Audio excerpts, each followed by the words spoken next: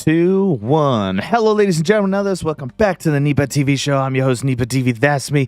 We're gonna be casting and cast mating a StarCraft Brood War game. We're gonna be commentating a game between ShowbooMan and Orcus0, just two random people that I found on freaking this Brood War website, and it's on a map with a freaking hilarious name. It's called Butter.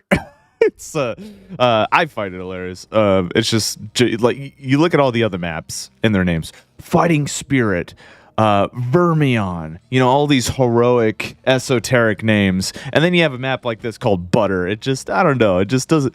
It's great. I love it. But let's get into the introductions, right? So, top right we have ShowbooMan as the colors are the bane of my existence. So I'm gonna assume it's like some kind of green Terran. I don't know. Gray? Can't tell. Bottom right, Orcus0, our yellow Protoss.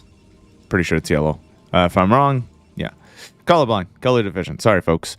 And we got our cockaroos on this map. So yeah, Butter. What a name. Love it. Filtered by 300 APM again. So this will be good. Should be a good game. It's a TvP. So usually in TvP, we're going to see mech, typically. For the Terran players, not the Protoss. Protoss is just going robotics facility units now. Yeah, so basically that's just Reavers, honestly. But yeah, Protoss will probably just do a bunch of Dragoons, lots of mobility, Arbiters eventually. The Protoss's goal usually in TvP in the meta for Brood War, as I understand it, is to essentially act like a theoretical Zerg player, which is like highly mobile, hit and run tactics, do a bunch of, have a mobile army because your goal is to outmaneuver the Terran's mech, which typically is not going to be as mobile as Bioball, right? With the stim pack and dropships and stuff like that. So that's usually the goal is Protoss, but it would be cool to see some deviation, but usually at this level of player, they're going to not really stray away from the meta, in my experience. And yeah, that's fine. Basically, at that point, you just kind of... There's a nice fight going on here between this probe and the SCV. That's when you just kind of... You take the meta. You see, like, the meta and whatnot, and you... Oh God, I'm flustered for some reason. I don't understand. I guess because I'm nervous. I don't know what I'm saying. No, it's just to kind of see like the slight deviations in the meta. So you're going for mech, change up how you're gonna go for mech. Like what different start, different, you know, maybe more aggression. You know, slightly tweaking it. That's where I was getting at before I was freaking flustered by this duel of the fates here with the SCV and the probe. We have a factory going down for our Terran player here. Showboo. We'll call him Boo for short. Boo is getting a factory. And then Orcus Island over here is, yeah, walling off, surprisingly, versus Terran. Very interesting. I actually do kind of like this because it can negate some of the pathways for the vultures. However, Terran can get dropships, which does bypass that. But at the same time, that is more resources, more time, and more inconvenience for the Terran. In terms of like having to micro that on a more focused level, for sure, because they got a macro on top of microing their dropship in the main base, and then sure it's the same for a run by, but I think it's a lot easier to do it without the dropship micro. It's like one less variable, so not very much, but it's decent. Wow, that's a sussy looking cactus. Oh my God, Carba, what are you doing? It's supposed to be family friendly. What the frick? All right. Anyway, sorry, that's inappropriate. Speaking of which, look at the vulture. Look how it looks. Okay. Anyways, all right. Let's get that. We got a bunker going down at the natural expansion for our Terran player for Boo. He's got a Marine that trying to find his place in the world there. That's kind of cool. We'll probably see a command center going down. Barracks is actually being moved. Will he wall off? I have a feeling he will. And we actually do have a move out from our Protoss. Orcus has 2 zealots and a probe and a dragoon. He's going to try to focus down this vulture. If he focuses down that vulture, that is some good damage. And actually, the dragoon does live. Some excellent micro. And vulture will go down. Probe does go down. Marines go down. And actually, this is quite a push so far definitely could get some SCV kills, but actually opting to focus the factory. This is a good move because of the siege tank upgrade. This Dragoon is like on death's door and is constantly surviving. Oh my goodness. The Dragoon is going to die. Oh my goodness, it's not dead yet. That is actually kind of insane. Wow. Okay, so kind of moving around. A second Dragoon actually slips through the first line of defense there. Siege tank is out. No siege upgrade is being done at this point, but the DPS alone from the siege tank is doing pretty good. SCVs are repairing. It looks like the zealots did get cleaned up as well, and the siege tank does almost die, but does make it. This barracks did land as well, so lots of pressure being done by Orcus. This is really cool to see. SCV looks like it's... Oh my goodness, the SCV actually... that is so sick. Engineering Bay denying the natural expansion for the Protoss, and that's actually quite a bit of HP to get through. And actually kind of evens out this assault that the Protoss has done. So a nice response from Boo. That was really sick. Because he's kind of taking advantage of the situation that he was bestowed upon with that aggression. And he already has his command center going down, already halfway done. And at this moment, once Orcus hits 400, I imagine, we'll plop down a Nexus. And there it goes. All right. So, got 3 Dragoons on the field as well. See, typically in TvP, we see a lot of Dragoon production being produced. I think a lot of it has to do with the fact that Zealots really are just there to soak damage. Dragoons, they're ranged, easier to, focus fire and destroy, Terran units and whatnot. At least that's how I see it. There could be a reason that's way above my head in that regard. But yeah, 5 Dragoons. Yeah, and just typically going off of like what I've noticed from other games as well. Missile turrets are being constructed at these different points on the map. Engineering Bay is actually floating for scouting information, kind of serving as an overlord, which is really cool. And we do have that second factory. So again, yep, we are seeing that mech, the typical mech play that we see. We actually do have a move out. 3 siege tanks, some marines, and an observer is on the field, does see this, and some spider mines going down with a freaking derp face there, the happy face there. Dragoons are focus firing that vulture. More spider mines are going down. And we'll see what happens. This vulture does go down. This siege tank almost dying. Quickly not doing so. Siege upgrade is not done, by the way. So Terran player can't really push out. There are some siege tanks on the field. One does go down. And actually the Dragoon count is simply too much. And the observer is, as we noticed before, is on the field. Going to clean out these spider mines. Observers absolutely paramount versus Terran for those mines. Those mines can be deadly and cause a lot of psychological stress for the Protoss, I imagine. I'm saying this as a person who played Company Heroes 3 recently. I was playing on a map, and it was a computer map, and there was just minefields everywhere on this mission. It was the German campaign, but I digress. We have the Dragoons moving in, cleaning out those spider mines, and actually the observer almost dies. 1 HP. Oh my goodness. Actually kind of crazy. Barely survives. But yeah. Anyways, going back to the minefield. Spider mines, any minefield is just like, oh god, I can't really move. I'm pinned. Where are the mines now? Oh, you wouldn't think it would be based on the mines that we see right now, but the fact that you can't see it, it's like a horror movie, man. It just scares you. We actually have a 3rd base going down for a Protoss player, and that is kind of interesting to see. Don't typically see that, the amount of bases. The Lurker Egg is actually getting focused down too, trying to free up some more space in case Protoss does some fancy schmancy dropship play, which he is getting, or shuttle, I should say, because he is getting the gravitic drive, which is increases the speed of the shuttle, which is great for mobility because those Reavers are so slow without the shuttle. They essentially are useless in terms of movement. They're essentially stationary, but I mean, obviously they're not. I love this shuttle face on the Carbot graphics. It's fun. Yeah. So shuttle is definitely super paramount. That gravitic drive is going to make them even more mobile, which is nice. Siege tanks moving out, it looks like. We'll see how much damage they could do. And actually killing the spider mines, interestingly enough. I think it's because he doesn't want to risk getting splash damage on his stationary siege tanks there.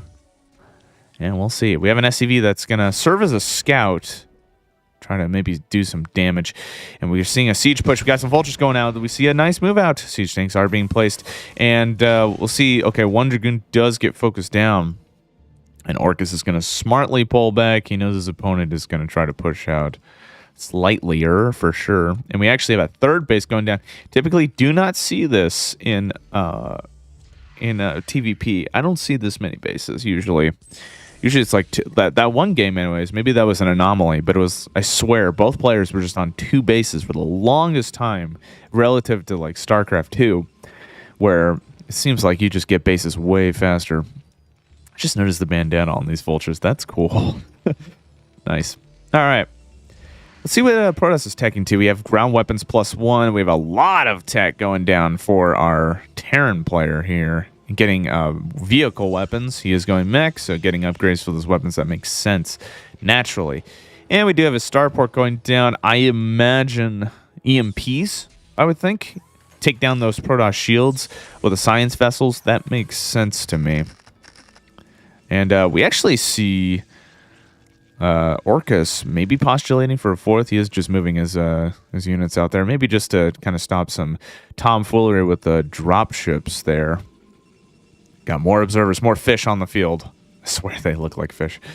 Yeah, and we actually have Citadel of Doom. We have Zealot legs going down, which will give Zealots more mobility. It just seems like Protoss's goal in TvP is mobility, mobility, mobility, speed, move out, and whatnot. I can drink some water.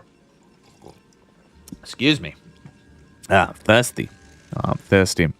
Third base seems like it's fully saturated, and there is no gas. Thing about Brood War that's kind of fascinating is that in 2, virtually every base except for maybe some maps has... Oh, it does have a gas. Okay. My bad. Okay.